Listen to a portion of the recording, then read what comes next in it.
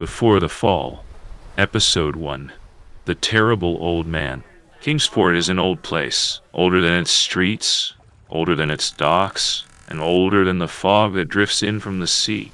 On certain nights, when the wind curls in low and wet over the rooftops, you might find yourself walking along Water Street, a narrow strip of cobblestone and lantern light where sailors trade stories. It was on such a night that three men arrived in Kingsport, strangers, rough in manner and sharper in intention.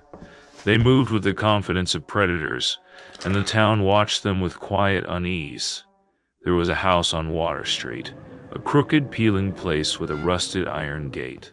Locals whispered about the man who lived there, a thin, ancient figure with eyes like old glass, a man they called the Terrible Old Man. But the bottles hanging in his home, each with a stone suspended inside, were said to move on their own, swaying gently even when the air was still. The three strangers believed the old man kept gold hidden in that house, and greed, as it often does, blinded them.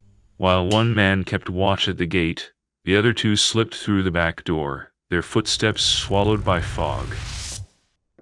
Inside, the air was thick with dust and candle smoke.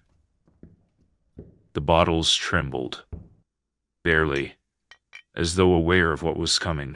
And then, there were sounds, not screams, not cries, just movement, shadows, a struggle half seen through warped glass. Whatever happened in that house, the lookout outside heard enough to send him running, panicked. By morning, the town was quiet again. The fog had thinned, and the old man walked calmly to the market, placing a gold coin, an old and curious coin, on the shopkeeper's counter.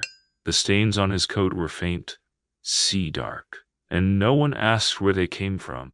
In Kingsport, some truths are older than the sea, and some men are far more terrible than they first appear.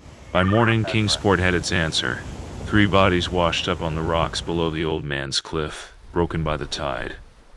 The police called it an accident, and the paper gave it a paragraph on page 3. Only the oldest residents read it twice, and walked a little faster past the terrible old man's gate that week.